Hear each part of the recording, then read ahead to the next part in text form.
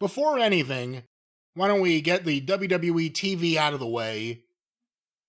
I have not been watching either show live anymore.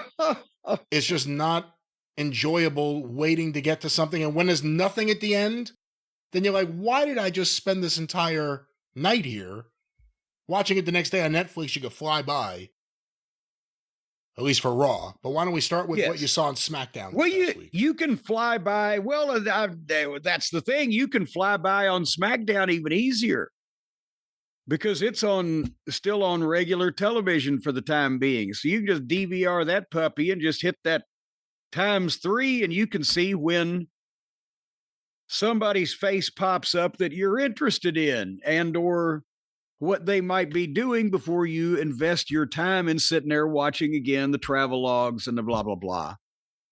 And do you know what I would like to report, Brian, to the people, the cult of Cornette? What the main event, the best part of, and pretty much the only interesting thing was, and I use that term loosely, on SmackDown last week was Cody Rhodes versus Malachi Black. And Drew McIntyre ran in, and now Drew is suspended. Does he need dental work too? What the...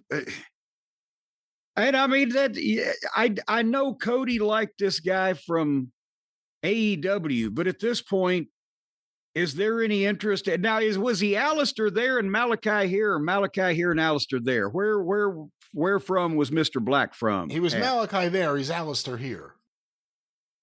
All right. Well, he ought to be out on his keister here.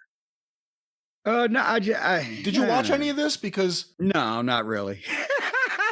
I was zipping through, and suddenly I realized that was it. But go ahead. I mean, he's not going to win. They're not going to elevate him and have him beat Cody. So then you're like, what are we doing here? And their thing in AEW not only really didn't click, it backfired. It turned out everyone started booing Cody. They got him now with his wife, Zelina Vega. Yeah. It was a hell of an entrance, and she's super talented. I think she's more talented than he is.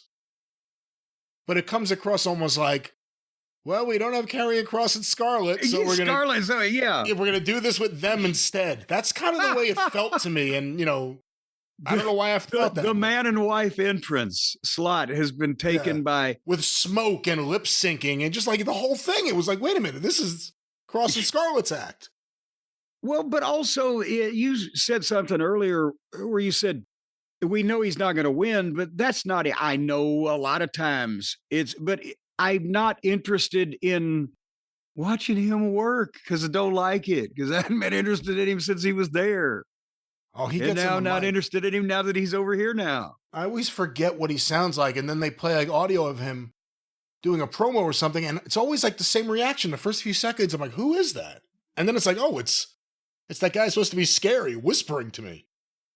That's a lot of people think they need to. They think they need to. I was starting to say, but more like think they can be spooky, or they want to do a Jake Roberts thing, menacing. And it's an aura you have to project along with the material, and too many people want to be spooky, and not enough people want to just be a plain old monster movie. Here comes Frankenstein. God damn it, grab a pitchfork. Oh, Jesus, he's throwing me in the lake. And he's got a girl. There you go. Anyway, she's under his arm.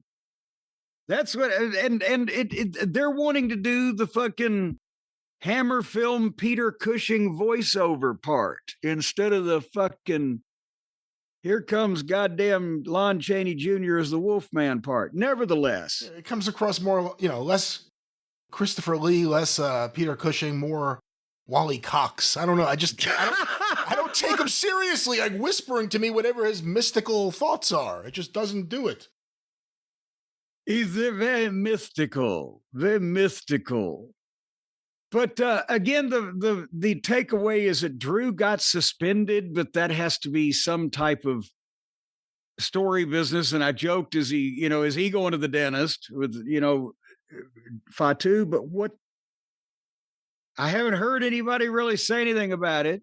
doesn't appear to be that he's publicly injured or anything. So we'll see. I wish that he would be on more and do more, and other people, Drew, that is, and other people be on less and do less. You know, we just talked about what should Cody do next. CM Punk, we kind of asked the same question. He got Logan Paul. Well, again, what is Cody doing? What are they doing to make people interested in Cody right now?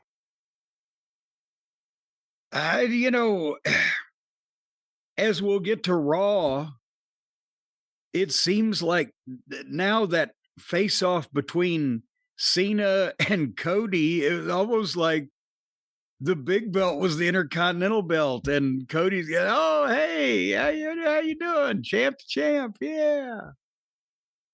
John Cena, well, I'll save my thoughts until we get to Raw, but any other SmackDown thoughts here? Yeah. They need to do more interesting shit and less of the not interesting shit on SmackDown. That's my thought. Well, good luck with that. That was WWE Smackdown for the 7th of November.